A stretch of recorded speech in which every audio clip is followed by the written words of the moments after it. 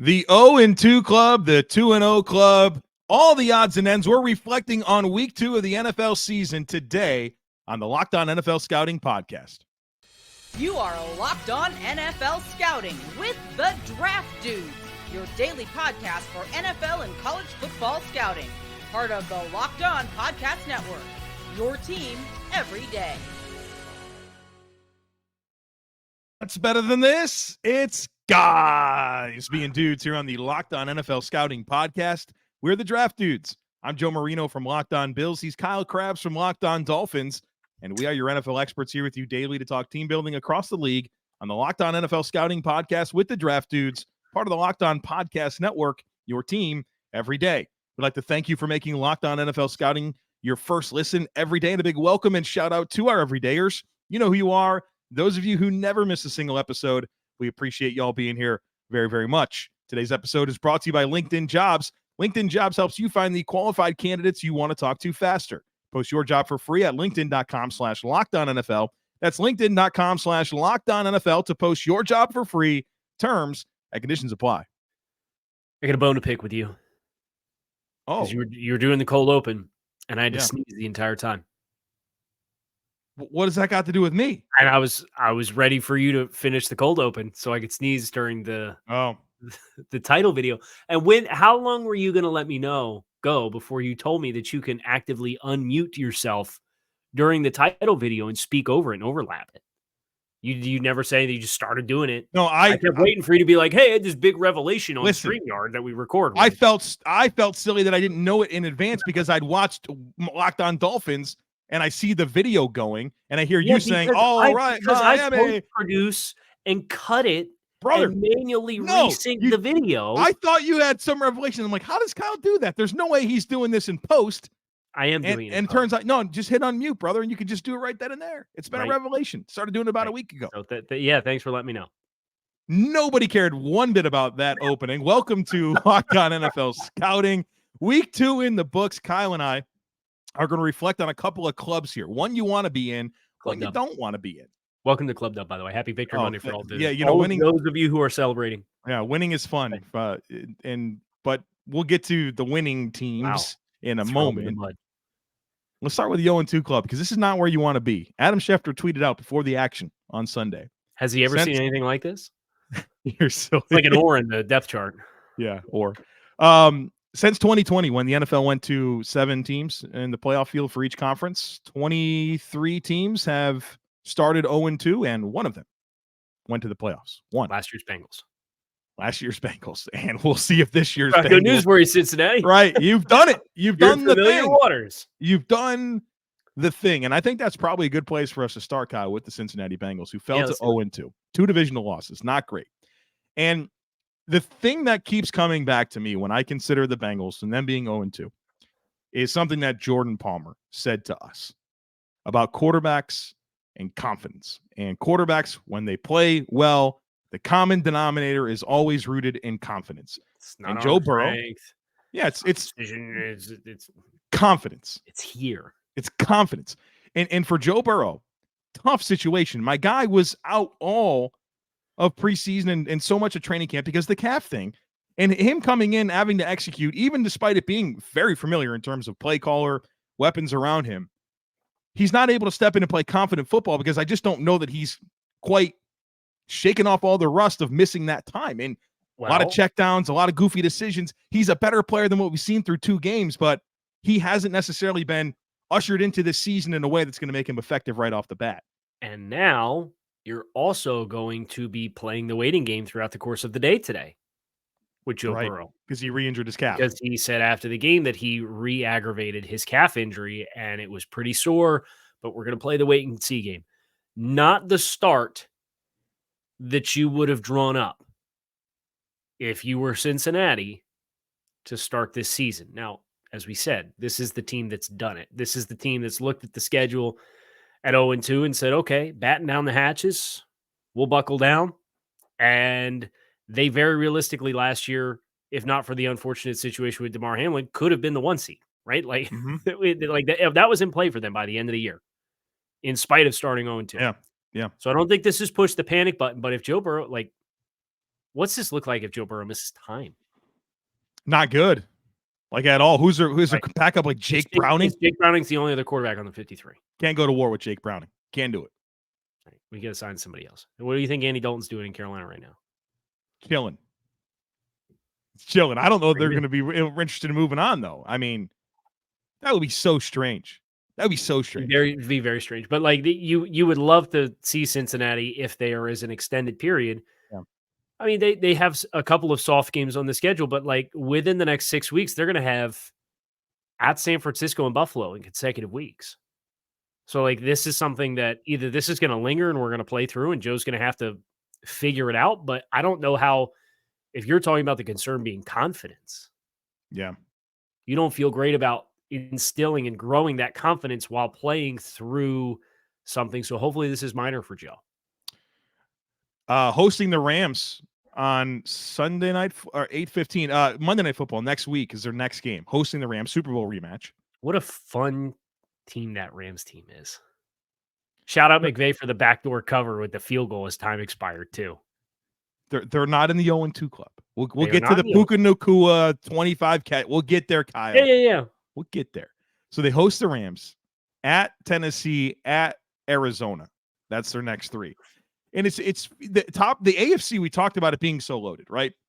Between Joe Burrow and what's happening with the Bengals to start, Aaron Rodgers' injury, and the Chargers now part of this 0-2 club. 0-2, yep. Yikes. It never goes how you think it does, right? No, never. And also, you got to play all the games too, right? So as much as we're living in speculation world and forecasting, and that's what we do, you got to play them all and see what happens, right? It's still going to play itself out, and it'll happen. I'll say this for the Chargers, though. 58 points scored in 2 weeks. Seems like good enough to win a game.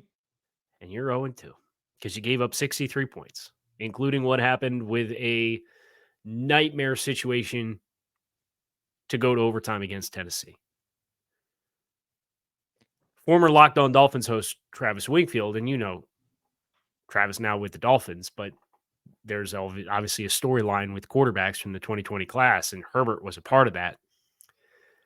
Travis sent out a tweet that over the course of the last 2 weeks, Herbert has had 4 fourth-quarter drives with an opportunity to win the football game for the Chargers. I think that's a tough angle to put on that, and I'll give Travis a little bit of a hard time for that because the defense gave up 63 points in 2 weeks. It's so hard. It's like there's a stat every week of like threshold of offensive production, threshold of team efficiency from a time of possession or turnover standpoint, and a record for those teams to win games. And the Chargers are like statistical improbability outliers on every single one of them to not win games with how well they're playing on that side of the ball. Justin Herbert's a great quarterback. I think you just begin to have questions about Brandon Staley. You continue to have questions, not begin. You continue to have questions about Brandon Staley and whether or not he's a coach that's going to maximize Justin Herbert's opportunity to be an elite player in the NFL. Can we do the thing with them? Sure. What do you got? At Minnesota. Maybe you get back on the horse. You'd think. I think they'll wear out Minnesota in the same way Philadelphia did down the stretch defensively. They can. Okay, then you're home against the Raiders. Okay. Bye week. Monday Night Football, Dallas Cowboys. At Kansas City Chiefs, next 4. You got to get to 2-2 going into that bye. Yeah. You got to win these 2, and then there's going to be a level of urgency to do it. Dallas and KC coming out of it. Yeah. Okay, so there's other 0-2 teams out there, Kyle. Let's rapid fire through this and tell me your concern level for each of these 0-2 teams. Okay. Denver Broncos. Very concerned. Same. Chicago Bears. It's over. Like y'all are going to start asking some big picture questions. I agree.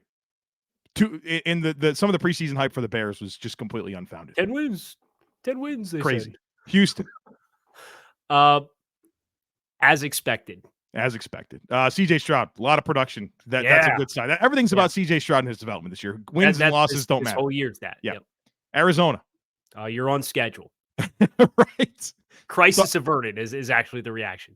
Talk about the Chargers. Get to 2-2, and then we'll see. Vikings 0-2. Two one-score losses after they won 11 of them last year. You are who we thought you were. Yeah, I agree there. New England Patriots. Speaking of big picture questions, yeah, they should be very concerned. You lost two at home for the first time since 1975 to start the season. And then we'll see if Pittsburgh's 0-1, Carolina's 0-1. They play games on Monday Night Football. So don't lose. Don't lose, folks. It's not good if you lose. Right. Yeah, a lot at stake. What is good is if you check out LinkedIn Jobs. These days, every new potential hire can feel like a high-stakes wager for your small business. You want to be 100% certain that you have access to the best qualified candidates available. That's why you got to check out LinkedIn Jobs. LinkedIn Jobs helps you find the right people for your team faster and for free, and it is so easy to create a free job post over at LinkedIn Jobs. And then once you do, add your job and the purple hashtag hiring frame to your LinkedIn profile. Spread the word that you're hiring. Then simple tools like screening questions make it easy to focus on candidates with just the right skills and experience, so you can quickly prioritize who you'd like to interview and hire. That's why small businesses rate LinkedIn Jobs #1 in delivering quality hires versus leading competitors. LinkedIn Jobs helps you find the qualified candidates you want to talk to faster. Post your job for free at linkedin.com/LockedOnNFL. That's linkedin.com/LockedOnNFL to post your job for free. Terms and conditions apply.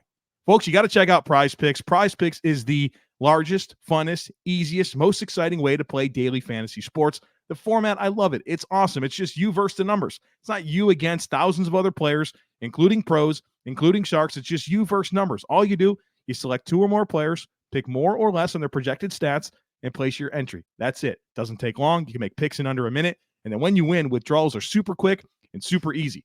And I love watching football, but I love it even more when I have a Prize Picks entry going into the game. It just makes it that much more fun. So go to prizepicks.com/LockedOnNFL and use code LockedOnNFL for a first deposit match up to $100. Again, prizepicks.com/LockedOnNFL. Use our promo code LockedOnNFL. You'll get a first deposit match up to $100. Prize Picks, daily fantasy sports made easy. I have a fun little factoid for you to get us out of segment 1 and into segment 2 to transition from the 0-2 club to the 2-0 club. What 0-2 club has the best point differential through 2 games? And what is it? It's probably Denver. They lost a 2-point game and a 1-point game, right? The Denver Broncos have the best point differential of the 0-2 club with a -3 point differential. What 2-0 club member has the worst? Oh, the worst. I was like, I think I know the best. That's Dallas, right? Clearly. Yeah, they're boat racing teams right now. The worst point differential amongst the 2-0 teams.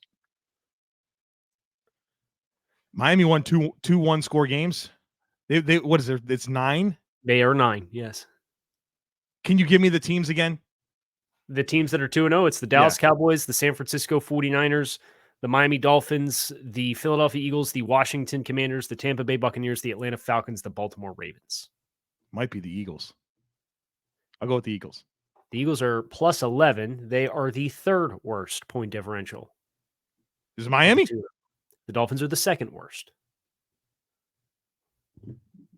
I feel defeated. Oh, I don't know. I have no idea. Who is it? Take command of this segment. Oh, even though you said it, it just didn't register. Yeah, I didn't register for me that the Washington Commanders are 2-0. That's probably a good place to start, the 2-0 club. Well, yeah, let's start there, and we'll go from there. They should enjoy their stay versus Bills and at Eagles the next 2. Got to play them all. Ron Rivera, 100 wins, Kyle. Finally got there.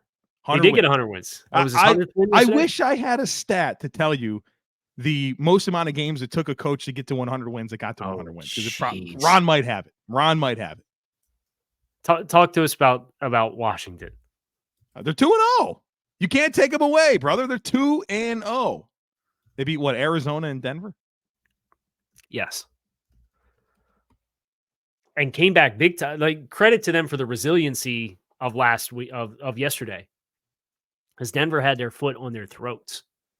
And they still clawed back to win that football game. Now, it got as stressful as it possibly could with the Hail Mary at the end of the game. That was possibly the worst defended Hail Mary in quite some time.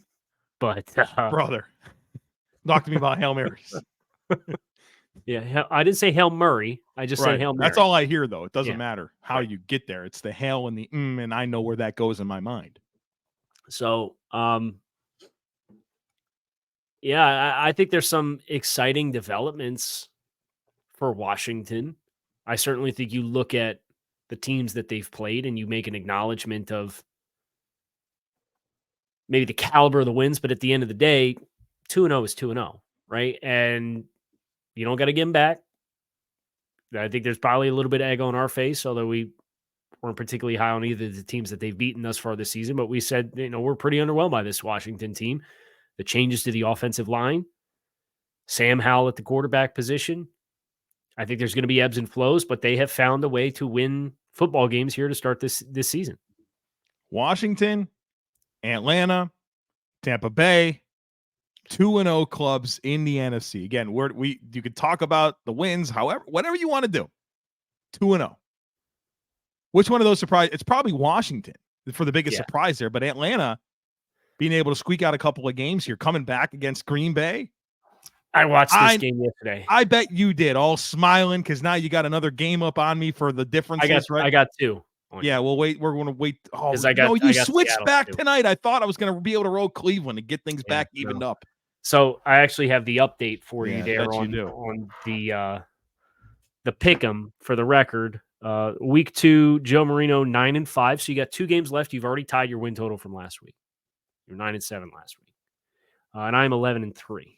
I picked against Mahomes. What an idiot. He said, "Oh yeah." What was the other one? Detroit and Seattle. Good call by you. I felt good about me having Detroit. Well, that one was a really fun game, right? Because a lot of haymakers, kind of some lead changes, the pick six by Seattle in the late in the game. It's fun. That was a fun game. But Atlanta is, man, they are just a 12-round fight to play against. You don't love what they're doing offensively. You don't love some of the areas on the defense, but they play hard. And it's not surprising because of Arthur Smith, but they kind of feel like NFC Tennessee, what Tennessee was for 100%. Yeah. Yeah. And I think credit where credit's due, and they've got a plus 15 point differential. Now they snuck that one out against Green Bay at the end of the game. You were kind of curious if they would settle for some taking less points and scoring opportunities throughout the course of the game. It worked out for them. They managed to hold against Jordan Love. Kind of was it like a penalty, incomplete pass? It was a legal shift that they ended up declining to end the game. But they're a team that I think in that NFC South is really going to be interesting to see how they turn around with divisional play and if they can continue to stack it after beating Carolina in week 1. Carolina, New Orleans tonight. So we'll see if New Orleans can become also a 2-0 team. Yes.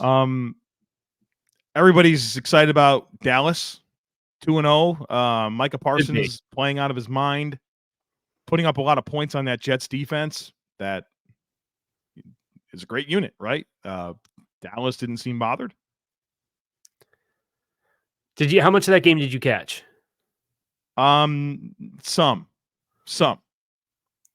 Did you have any takeaways as far as what Dallas did? No, you're going to know more about this than me because I was in post game for Bills. So yeah, no, I mean, I don't have too much. It just felt like as that game wore on, first of all, I thought Dallas did a really good job meeting the physicality of the Jets defense.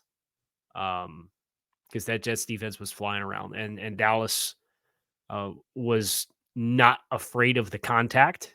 And there was a lot of violent collisions.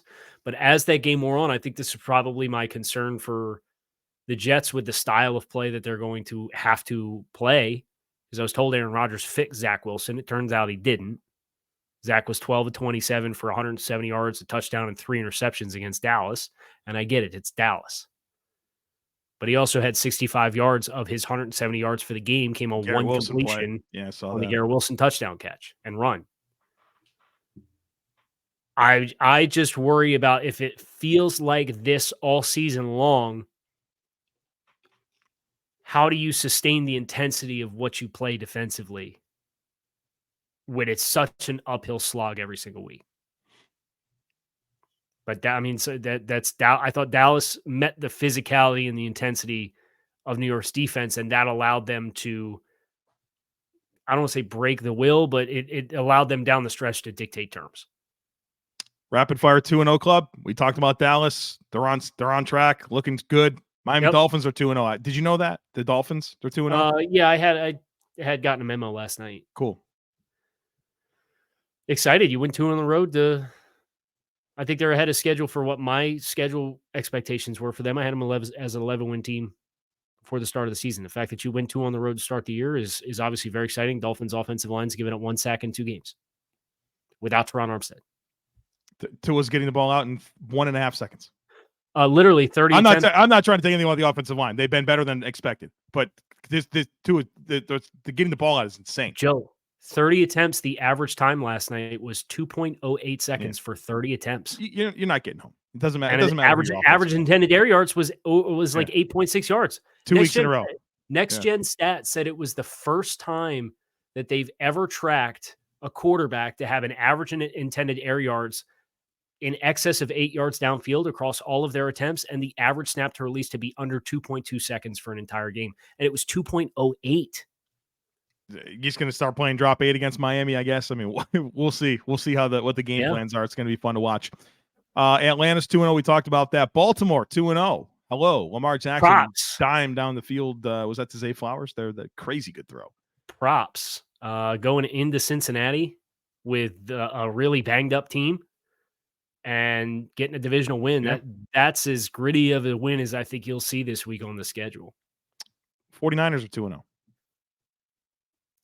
Another dominant team. You know, I think the Rams are certainly better than a lot of expectations were had for them, but San Francisco is so difficult to bottle offensively, and Purdy's playing efficiently. And I think San Francisco should really like their chances of building momentum into the middle of the season. Tampa's 2-0. I put you in the same club as Washington. We talked about Washington. I respect what you did, but I'm waiting for a big one. We talked about Washington. They're 2-0. Philly 2-0. On schedule, I think they are a little out of sync. We talked about that on Friday for NFL Kickoff Live that I was on, and just feels like with losing your offensive and defensive coordinator, you know, they're still kind of trying to find their rhythm with everything that they're doing. And I thought that showcased itself against Minnesota with how Minnesota moved the ball in spite of not being able to run the football at all. Actually, you could say that for both games. Neither team could run the ball worth a you-know-what against Philadelphia, and yet those were 2 very closely contested games down the stretch. Philly can run the ball. That offensive line Philly can run the ball. Moving people, man. DeAndre Swift looking like, LaDainian Tomlinson. I mean, just a crazy job by that Philly offensive line, and credit to DeAndre Swift, the most rushing yards for a Philadelphia running back since Shady McCoy in 2013. All right, we talked about the 2-0 club. We talked about the 0-2 club. Kyle's calling a timeout. I got to get to a break. What do we got? It's just real quick. Of the 2 skeptical 2-0 club members that we have, the Bucs and the Commanders, I want you to tell me which one you think has a better chance of being in the 3-0 club. Commanders play the Bills. Okay, who does the Bucs play? The San Francisco 49ers. Oh, God. I'll go with I'll honestly, I'm not going to be homer here. I think it's the Bucs. I think their ability to play run defense, think would give them a puncher's chance. I don't think either one of them get the 3-0. I would be inclined to agree with you. No. All right. Maybe you want to go to these games. You want to check them out. You want to see if these teams can get to 3-0. Buying tickets to your favorite events. It shouldn't be stressful, but sometimes it is. Game Time is the fast and easiest way to buy tickets to all the sports, music, comedy, and theater near you. They've got killer deals on last-minute tickets, a best price guarantee. And with all of that, you can stop stressing over getting tickets and start getting excited for the fun that you're going to have. The Game Time app is awesome. They have flash deals. I told you about the last-minute tickets. This is super cool. Images of seat view, so you know exactly what to expect when you get to the venue. They have this deal here where they send the ticket straight to your phone. You don't have to dig through the emails. A great service. Check it out. Game Time. Snag the tickets without the stress. Download the Game Time app, create an account, and use code LOCKEDONNFL for $20 off your first purchase. Terms apply. Again, create an account and redeem code LOCKEDONNFL for $20 off. Download Game Time today. Last-minute tickets, lowest price guaranteed. Okay, Joe, I don't have what coach it took the longest to get to 100 wins, but I do have the coach with at least 100 wins with the worst career win percentage. Oh, give it to me. Any guesses? Jeff Fisher? Jeff Fisher's good, but it's like 51.2%. It's not the worst. There is a head coach with over 100 career wins with a career losing win percentage. 48.3% for this head coach. Oh, my. Oh, man, this is fun.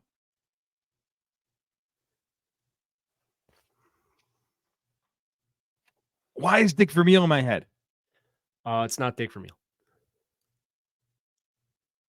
100 wins, but 48 over 100 wins. 114 wins to be exact.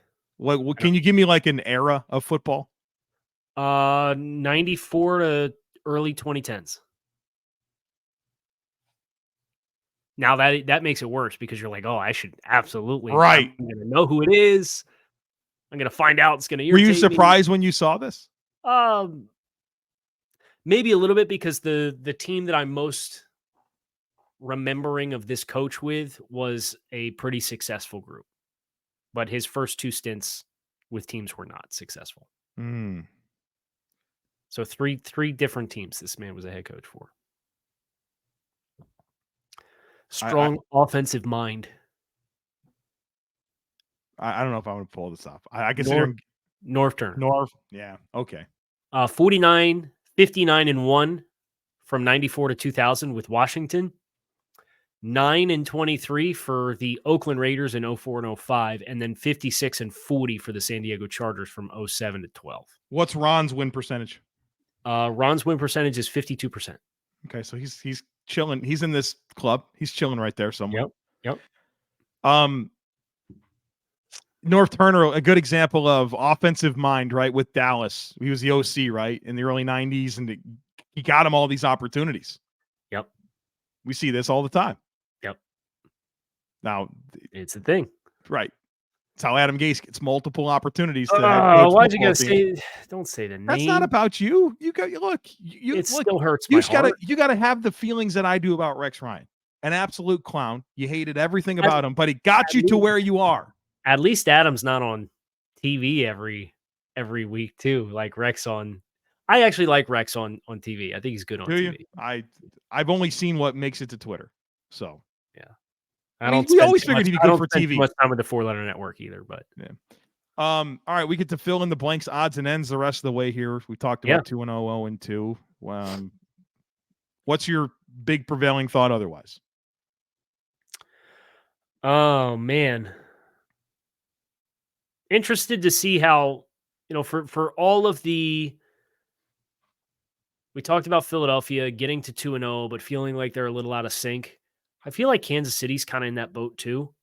Now they kind of popped that game a little more free late against Jacksonville, but they were it felt like herky-jerky and trying to get Kelsey involved in the first half, and felt like his first 4 targets he caught there were penalties on and negated them. And you saw Kadarius Toney, they got some scheme touches for. Sky Moore catches a really nice touchdown pass. I think those were important bounce backs, but then like Pat chucking one up for Andre Cisco. Really great play by Andre Cisco. Play, yeah. You saw that pick? Yeah. It was a really good play. It's what Andre Cisco does, right? Yeah. 6'3", rangy, free safety with ball skills like that are upper echelon ball skills, and you saw every bit of it. If I'm Jacksonville, I still feel pretty good about the first 2 weeks, but I just look at Kansas City offensively. Obviously, Eric Bieniemy's now with Washington, and Matt Nagy's back in that chair for Kansas City. I'm curious to see how long it's going to take them for them to really feel like they have caught their wind, because there were times it felt like they were slogging uphill, just like it felt like there were times where Philadelphia was slogging uphill in the first 2 weeks. Well, Kelsey getting back into the groove. Your receivers not that good. And right now, like Juwan Taylor, they called the penalties. He 5 yesterday, like five penalties. Yeah, $20 million a year tackle. They actually at one point brought him out of the game for a series for Prince Tegawan Nagu or whatever to talk about I'm it arrested and figure it out. Right, like so this is the book on Taylor. Like, what are we doing? Right. But those are hard circumstances, right? We talk about the Chiefs' offense maybe not clicking on all cylinders. Matt Nagy, Kelsey's not where he needs to be. Your right tackle, you got to figure that out, and your receivers aren't that good. Take a little time here. But I think all in all, the Chiefs and Jaguars not combining for 30 points in the game was a little bit not what we expected. Yeah. What's your thoughts on Jacksonville in that game? I thought they played well. I thought it was a bummer. They left a lot of points out there, it felt like. I thought that's been the story of the first two games last year. They left points out there. Yeah. I mean, it was just Trevor left some throws that were really tight window throws along the boundary in the back end of the end zone, and they didn't hit one of them. I think that game probably feels a little different if Trevor hits two of them. I think there's a lot to build on. I think they physicality at times took it to Kansas City. They obviously have the talent that's necessary. You still feel good about their explosiveness on offense with their receivers. And they play in a division that's got Tennessee, and credit to Tennessee. They won a tough home game against the Chargers, but then Houston's not looking overly competitive. Indianapolis had some promise early in that game against Houston with Anthony Richardson, and then Gardner Minshew comes in, and the offense doesn't skip a beat, but you question big picture-wise playing against Jacksonville. Like, I expect them to have a lot of success within the division. So, and a lot of their hard contests are at home. So I still feel like they're going to be in really good position down the stretch.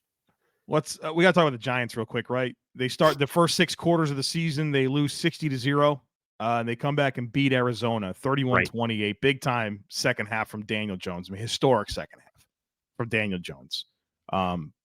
Still plenty of chinks in the armor here when it comes to the Giants and maybe calibrating expectations versus overachieving last year and how you parlay that into this year and what that all looks like. I still very much think we're in a wait and see mode on the Giants. Good momentum out of that second half, obviously. Yeah. It would have been a really, really, I would not envy New York sports talk radio for what that would have looked like. I'm sure it's already going to be ugly this week, but if you'd have lost to Arizona with how you lost to Dallas last week, whew. So props to Daniel Jones and props to the coaching staff to figure out what buttons they needed to push. But I was a near miss, and they certainly got to look themselves in the mirror. But offensive line, like Andrew Thomas didn't play. What do you have up front? Like those guys got to figure it out in a hurry. Let's real quick peek at their schedule. 49ers. Oh, sweet. 49ers, Seahawks, Dolphins, Bills. Good luck. 49ers, Seahawks, Dolphins, Bills, at Miami, at Buffalo, at San Francisco. Do they get to 2 wins? They better win that Seattle game. Yeah. Holy smokes. Yep. Then they go Commanders, Jets, Raiders. That's a nice little stretch. But okay, you can bounce back a little bit, but then at Cowboys. That's the NFL, right. Man. Oh, by the way, you played the Eagles twice. Or you still played the Eagles twice. They got them twice. Yep. Yeah. 2 of the last 3 against Philly. Yeah. You can't have a hole going into that. You can't be in a hole going into that's a very high leverage win for New York against Arizona if they're going to make it back to the playoffs. Yep. They needed that one desperately. So they got it. Yep. You got Locked On NFL Scouting the rest of the week. I'm Kyle Crabbs. He is Joe Marino. We hope you guys enjoyed this kind of peek at week 2. We are, of course, going to go deep into both conferences over the next 2 days, AFC and NFC conference power rankings after week 2. Kind of give everybody an updated snapshot. We're looking forward to getting into the weeds with all of the teams. You can find us on YouTube or wherever you listen to favorite podcasts. Come on back, see us again. Enjoy the rest of your Monday. Happy Victory Monday to those of you who are celebrating on this Monday, September 18th. We're out of here.